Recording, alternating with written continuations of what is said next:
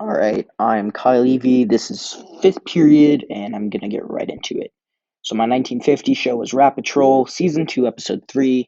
It's a quick summary. The Rat Patrol finds themselves in a Nazi occupied village where the Nazis are putting supplies onto a train. Basically, what happens is they try to get the villagers out of the area so that way they can shoot the Nazis, but the main character, Troy, with the floppy hat, ends up getting captured and shot in the leg. Basically, what happens is the important villagers in the episode try to get the Nazis to release him and distract the Nazis enough for Troy to get a gun and escape. So not Troy ends up shooting a bunch of Nazis, and two of the villagers end up being able to set off dynamite on the train, which was the original goal of the Rat Patrol.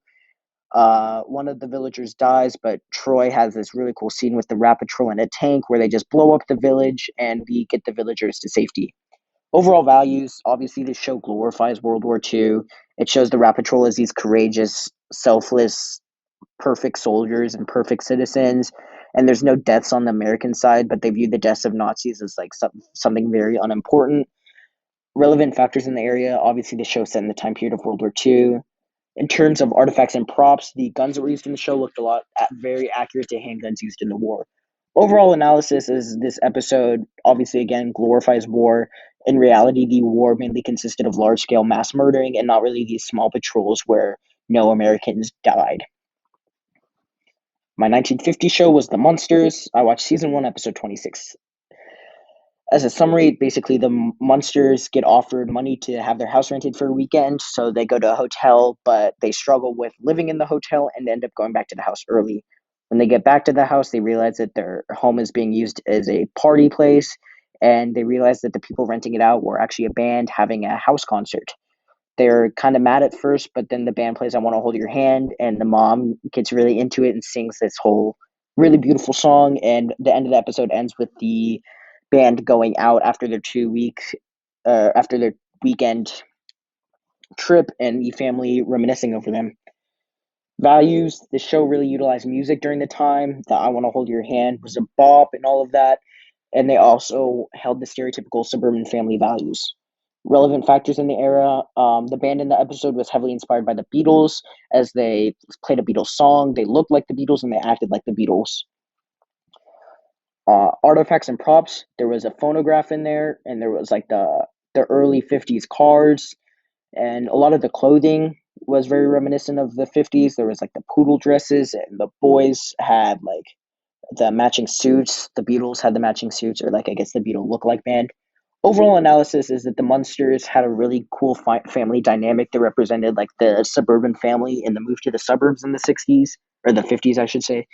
Um, I really like the strong female character in the mom, who is like the most independent woman and like making all of the family decisions, but gets it to run through the dad first, which I thought was pretty funny, but still pretty true. My 1960s show was Beverly Hillbillies. I watched season 4, episode 26.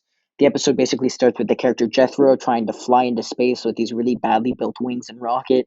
He gets confronted by what I believe is a family member, and he says that he just wants to go to space for the fame and glory.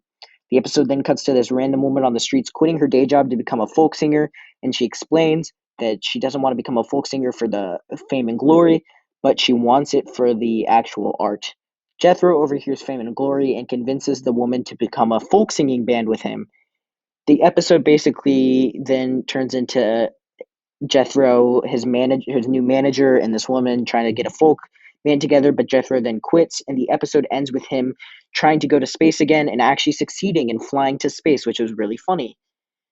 In terms of values, the show had the value of pursuing glory and dreams and relevant factors in the era. There was the space race, which was shown in Jethro's obsession with going to space for fame and glory.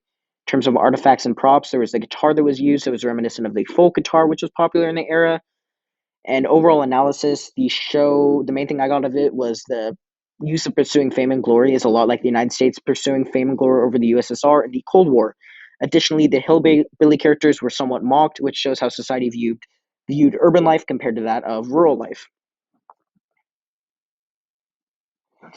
My 1970 show was Barney Miller, season 8, episode 4. Basically, what happens in the episode is that the cops arrest this guy who claims he was possessed. So what they do is they hire a priest who happens to be a cop, and they try to get him exorcised. And after a bunch of really weird demon noises, you wonder if the guy was actually possessed or not. In terms of values, the show really valued spirituality and actually tackled a lot of topics in these side storylines, such as domestic abuse, mental health, and homelessness, in a really lighthearted way, which I thought was actually really cool. Relevant factors in the era, the civil rights movement just happened and is still happening, I guess. Uh, but this was seen in one of the lead characters being African American. In terms of artifacts and props, there was a rotary dial in there. That's about as much as I found. In overall analysis, this show obviously glorifies cops, but cops are definitely a very controversial topic today. Not back in the 1970s, and a lot of the jokes though have aged very well and are still relevant to today. My 1980 show was Growing Pains. I watched season 4, episode 17. Basically, what the episode goes through is how a daughter and the son both get caught sneaking out. And when the dad deals with the punishment, he treats the daughter unfairly. So the mom then claims that he's sexist and handles the punishment, but then she treats the son unfairly. They both realize that they're both sexist in their own ways. In terms of values, the show covers the topic of what family is like and how parents should act. It covers sexism in a somewhat real way. It deals with the prejudice between the sexes and how sexism affects the family bonds. Relevant factors, this shows when the Reagan Carter Bush administration was just now starting, which led to the emergence of social movements and reforms that were brought up in society. In terms of artifacts, there was canned whipped cream, live football and basketball on TV, and basketball hoops in the parking lot.